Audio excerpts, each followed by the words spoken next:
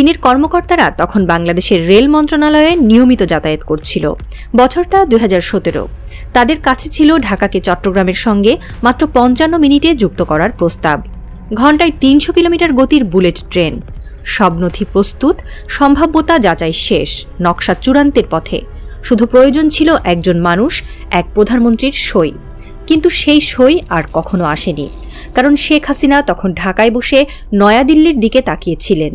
একটি ফাইল তোলা হচ্ছিল যতবার, ততবারই নাকি ফোন আসতো, ওটা একটু চেপে রাখো, চীনের সঙ্গে বেশি কাছাকাছি যাব না, মোদির অসুবিধা হবে।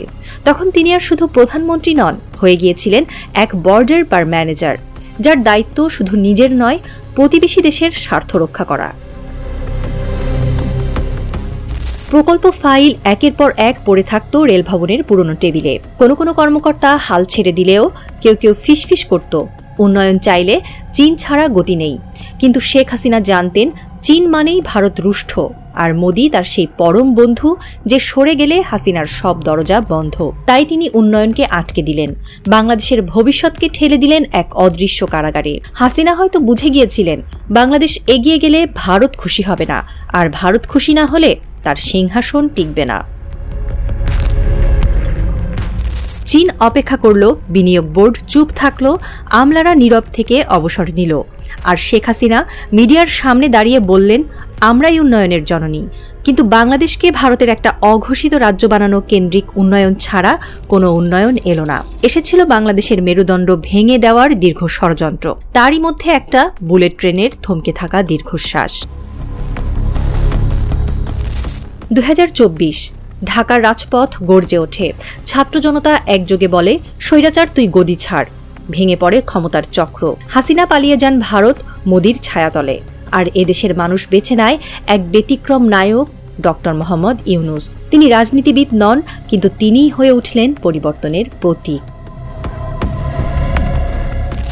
ইউনূসের সরকার দায়িত্ব নিয়েই খুঁজতে শুরু করলো আটকে থাকা স্বপ্নগুলো।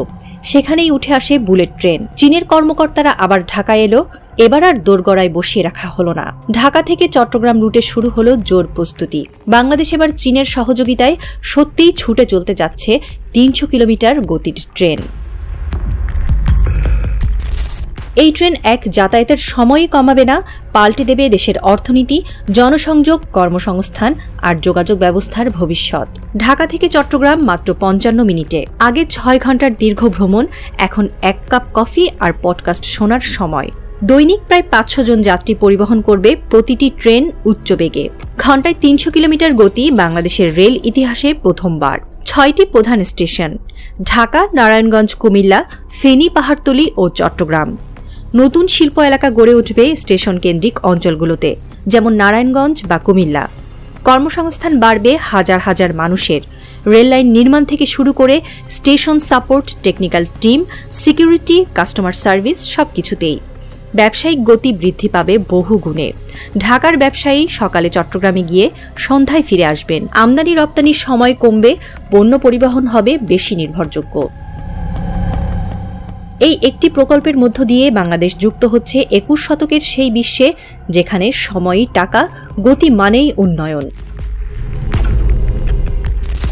কলকাতার এক পুরনো বাড়ি, দক্ষিণের গলিতে। জানালার ফাঁক দিয়ে আসে কুয়াশা, রোদ আসে না। একটি চেয়ারে বসে আছেন এক নারী, এক সময়ের প্রধানমন্ত্রী শেখ হাসিনা। তার হাতে পুরনো কাগজের কাটা ছবি, একটাই চীন আর বাংলাদেশের পতাকা, আরেকটায় ডক্টর ইউনূস হাসছেন কোনো রেল স্টেশনের উদ্বোধনী অনুষ্ঠানে। তিনি ফোঁস করে ওঠেন, ওর কপালটাই ভালো, আমি থাকলে কিছুই করতে পারত না। একসময় হুমকি দেন, আমি ফিরে আসব, কেউ আটকাতে পারবে না। তবে কণ্ঠে আগের সেই দৃঢ়তা নেই, ভেতরটা ঈর্ষায়, হতাশায় আর পরাজয়ের বিষে ধীরে ধীরে ভেঙে পড়ছে। তিনি জানেন বাংলাদেশকে আর থামানো যাবে না। এই ট্রেন একবার থামিয়েছিলেন, দ্বিতীয়বার এই সুযোগ আর কখনো দেবে না বাংলাদেশের মানুষ।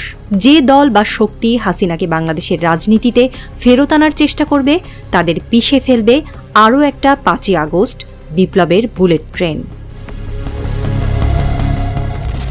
বাংলাদেশের নতুন স্টেশনে দাঁড়িয়ে হাজারো মানুষ তাকিয়ে থাকে ধাতব সেই দৈত্যের দিকে। ট্রেন ছুটে চলে 300 কিলোমিটার গতিতে। এক কিশোর ছেলে মেয়ে চিৎকার করে বলে, এটা আগে হয় নাই কেন?